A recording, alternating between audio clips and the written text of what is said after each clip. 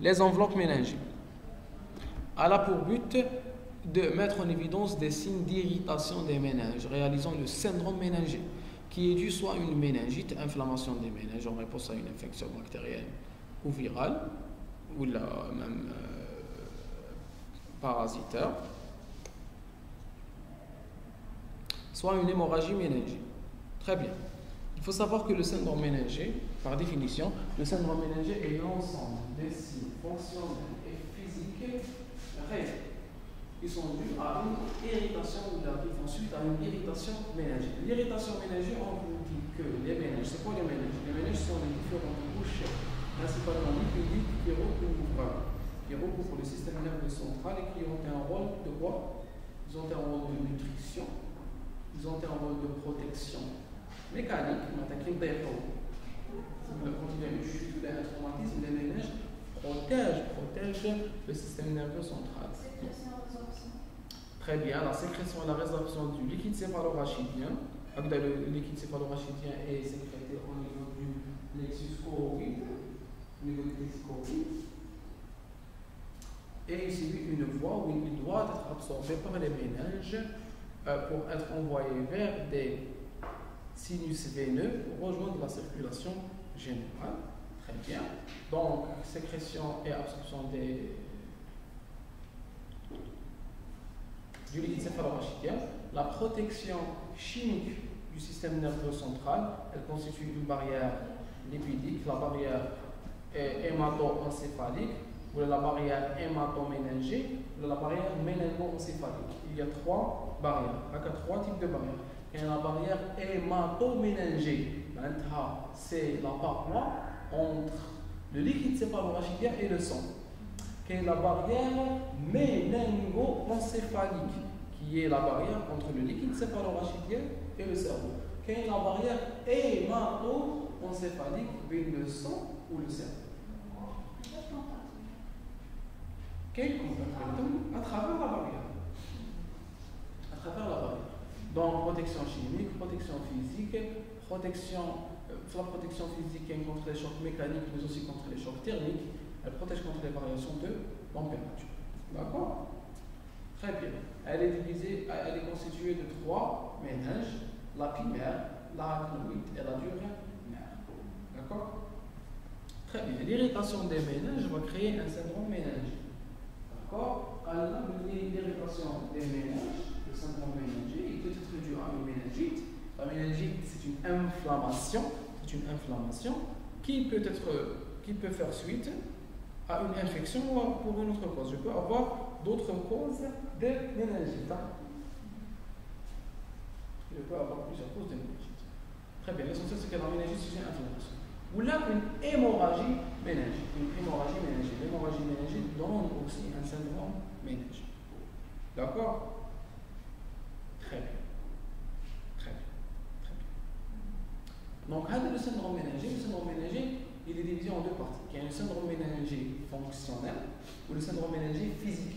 Il y a le syndrome méningé fonctionnel et le syndrome méningé physique. Il y a le syndrome méningé fonctionnel et le syndrome méningé physique. Le syndrome méningé fonctionnel, c'est l'ensemble des signes fonctionnels subjectifs que ressent le patient et qui le pousse à consulter. Quels sont ces signes fonctionnels? Principalement, en premier lieu, les céphalées. Les céphalées sont des céphalées diffuses en casque. On dit qu'elles sont en casque. Elles sont occipitales, pariétales et frontales. En casque. C'est des céphalées en casque.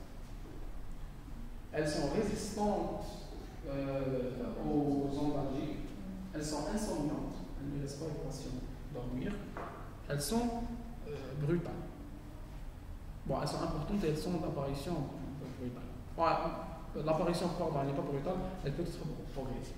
D'accord? L'essentiel, c'est que c'est des céphalées en casque, qui sont persistantes, qui résistent aux ondalgiques, et qui sont insomniantes. Très bien.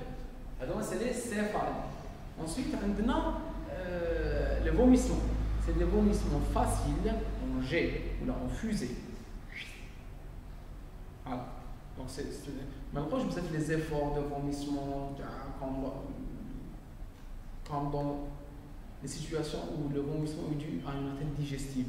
Maintenant, en cas d'atteinte neurologique, Sur le kytologie, c'est une fontaine. D'accord. Très bien. Vomission en G. Et constipation. Constipation qui est inconstante et qui peut être remplacée par une diarrhée chez le nourrisson. Le nourrisson, le syndrome méningé TAO, il est caractéristique. Qui le syndrome méningé fonctionnel physique, je trouve un nourrisson. Le syndrome méningé physique, il est fait d'une raideur de la nuque. La raideur de la nuque, c'est quoi? C'est la douleur lorsqu'on essaie de réaliser un niveau de flexion de la nuque. Ou bien chez les nourrissons, même chez une personne normale, si le syndrome méningé physique est important, on dira que le patient va adopter une certaine position.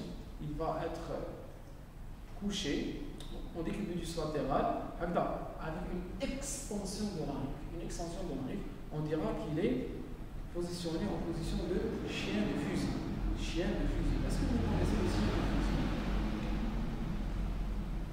حاطيكم السلاحات. هاي on va voir le chien de fusil هذايا. شوفوا انا عندي لي زونسيان فوزي هادوما دايرين هكذا dans la gâchette.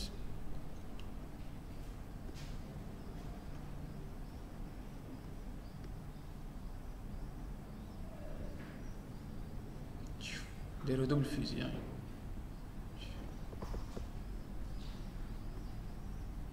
هذا c'est un fusil.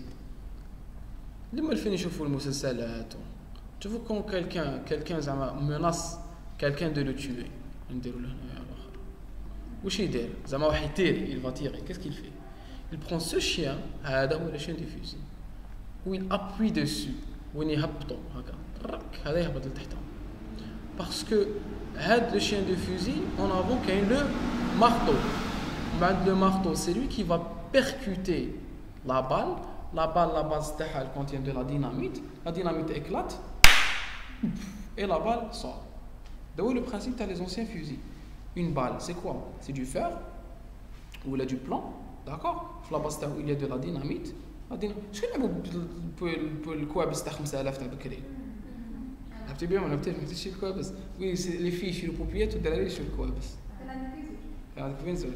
Donc voilà, هذوك الكوابس on a acheté les recharges. Les recherches c'était quoi? C'était des trucs rouges. فتحموها oui, des noirs. Donc rouge تفاولهم. Donc جاينا rouge هكذايا on les plaçait. C'était des revolvers هذوك اللي كانوا يتباعوا. نحطوهم on referme et c'était le même principe. Lorsqu'on fréquentait ماشي واحد دوكا ما عادش يتباعوا. On tirait quand on appuyait sur la gâchette, le chien revenait en arrière, quand il frappait, qu'est-ce qu'il frappait? Il frappait la dynamite créait une explosion, ou des bah, où ça produisait des bruits importants. Donc voilà, l'essentiel, c'est que...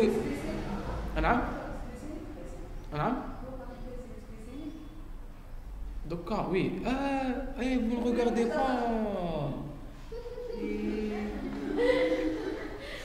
Vous n'êtes pas...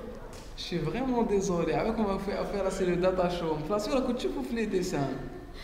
Moi je vais dessiner Tanet. J'avais dessiné quelque chose.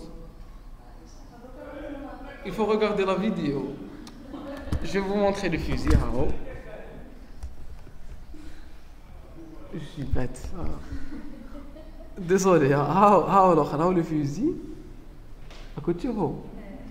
How le chien de fusil. عرفتي le fusil. Le chien de fusil. Donc le chien revient en arrière. Hop, il frappe. Le chien de fusil كيفاش داير؟ بصح كيفاش داير؟ داير هكذا en extension. Il revient en arrière. Donc on dira que le patient est en chien de fusil. Le chien de fusil il revient en arrière puis il percute. D'accord? Donc on dira que la position adoptée par le patient est une position de chien de fusil. Est-ce que c'est clair? Très bien. Allez, on reprend. Donc la raideur de la nuque. Bon, sinon on lit le signe fonctionne. On continue. Ouais.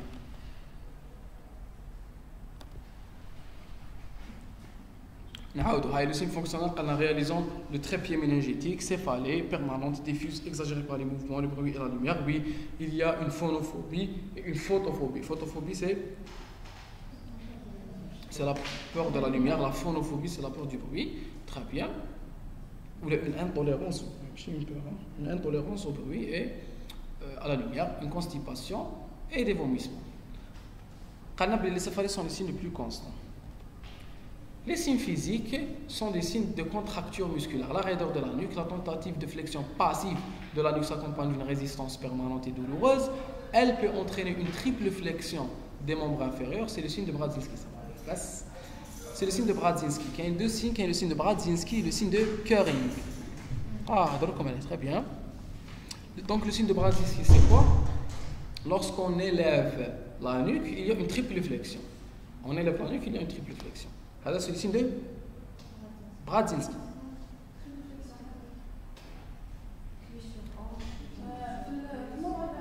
Très bien. Voilà. Donc quand on essaie de réaliser une flexion dans la nuque, j'aurai une flexion de la cuisse sur la hanche, une flexion de la jambe sur la cuisse et une flexion du pied sur la jambe. D'accord? Le signe de Kering met en évidence une contracture des membres inférieurs. Il se recherche soit en faisant asseoir le malade, on observe alors une flexion des membres inférieurs lorsque le sujet passe de la position couchée à la position assise. On demande au patient d'essayer de se mettre assis. Il est couché, le patient est couché, on lui demande de se mettre en position assise. Il ne peut pas réaliser ça sans une flexion des membres inférieurs. C'est une des manifestations de la signe de Kering. L'autre manifestation, on essaie de lui élever. Ça ressemble un peu au signe de Lasek. Très bien, au signe de Lasek. Donc on essaie on lui demande de tendre le membre inférieur et on essaie de réaliser une flexion de la cuisse sur la hanche. Une flexion de la cuisse sur la hanche, elle sera douloureuse et difficile. Désolé. La différence entre Lasek et Kering, c'est que la douleur, elle s'étend sur la face postérieure du corps. La nuque, ce n'est pas une douleur nerveuse, elle ne suit pas un trajet fin. C'est une douleur qui est diffuse. On élève les membres inférieurs complètement étendus qui ne peuvent pas être mis à angle droit sur le tronc. La constatation d'un syndrome méningé doit conduire à faire une ponction lombaire qui permettra de confirmer l'atteinte méningée et sa cause précise en étudiant le liquide céphalo-rachidien. Donc, la ponction lombaire doit être précédée par un fond d'œil pour éliminer un syndrome d'HIC, l'hypertension intracrânienne. Sinon, si on est en doute, on réalise une TDA. Très bien. Il faut savoir que je peux avoir un syndrome méningé fonctionnel et physique avec une ponction lombaire normale. Je réalise la ponction lombaire, je retire le liquide céphalo-rachidien. Qu'est-ce qu'on étudie le liquide céphalo-rachidien? Le liquide céphalo-rachidien, déjà la ponction lombaire, comment elle est réalisée? Elle est réalisée soit chez un patient en position assise, il doit mettre son torse sur ses cuisses, il doit rassembler ses jambes par ses bras. Bien sûr, on respecte les règles d'asepsie du centre vers la périphérie par un antiseptique récemment préparé par de la bétadine. Très bien. On essaie de repérer l'espace intercostal L3, L4 ou la L4, L5. Certains disent L4, L5, L5, S1. L4, L5, L5, S1. Très bien. On peut le repérer grâce pas les épines. Très bien, les crêtes iliaques qui ont le même niveau que L4. Les crêtes iliaques qui ont le même niveau de L4. Très bien, la meilleure position c'est la position couchée en décubitus latéral. On lui demande de réaliser une flexion du tronc sur les cuisses. On bande, on prend l'aiguille talon. C'est une aiguille munie d'un mandrin. D'accord. Donc on le pique.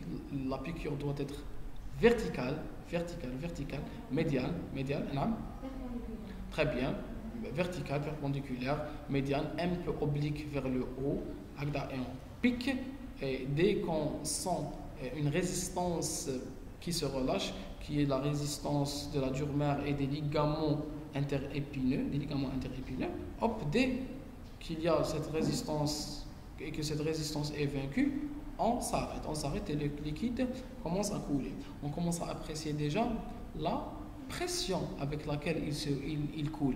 Je fais la pression. S'il est abondant, on suspecte une hypertension. Déjà, on commence à suspecter une hypertension ou une hydrocéphalie. D'accord? Même en cas d'infection bactérienne ou virale, il y a de l'inflammation, il y aura une hyperpression du liquide céphalorachidien.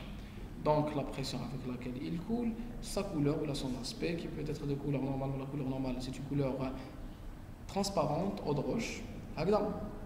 Donc si on le retrouve, et la pression normale, normalement il coule goutte à goutte, et il a une couleur transparente eau de roche, d'accord? Transparente eau de roche. L'aspect la pression on va réaliser une étude cytologique, biochimique, bactériologique. Très bien, l'étude cytologique, il doit être procellulaire. Le nombre de cellules est de 2 à 4, il est inférieur à 5. Et ce sont des lymphocytes sains. Il est aseptique, maintenant l'étude bactériologique et la culture doivent être négatives. La biochimie, la glycorachie doit être supérieure à la moitié de la glycémie, ou au tiers de la glycémie, elle doit être supérieure à 0,4 g par litre, 0,45, 0,5 g par litre. La chlorurachie, elle n'est plus calculée, elle n'est plus mesurée, elle n'a pas une grande valeur. La protéidémie doit être inférieure à 1, doit être entre 0,2 et 0,4 g par litre. L'albuminorachie, 0,2 à 0,4, l'albuminorachie, la glycorachie, normalement c'est ça. Les cellules et les bactéries. Selon la teinte, je vais m'orienter. Si je trouve un liquide trouble avec des PNN élevés, PNN altérés, je vais m'orienter vers une atteinte bactérienne extracellulaire. Si je le trouve lymphocytaire, soit c'est viral, soit c'est bactérien intracellulaire. Donc chaque infection, chaque atteinte du liquide céphalorachidien va lui donner un aspect qui lui est caractéristique. D'accord? Très bien. Donc le mouchkila, c'est qu'il y a certaines atteintes où j'ai un syndrome méningé fonctionnel, un syndrome méningé physique, mais avec une ponction lombaire tout à fait normale. On appelle ça le méningisme. Le méningisme, par définition,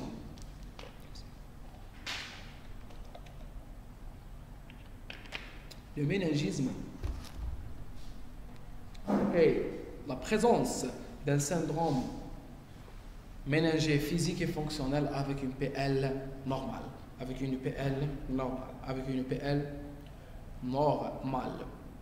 Il y a plusieurs causes de méningisme. La fièvre typhoïde donne un méningisme. Le paludisme donne un méningisme. La PFLA donne un méningisme. L'otite donne un méningisme. Les leucémies donnent un méningisme. Voilà. Retenez, c'est. D'accord? Mais les ménages ne sont pas atteints. Non.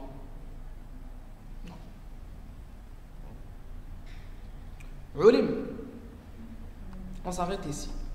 Donc, je vais vous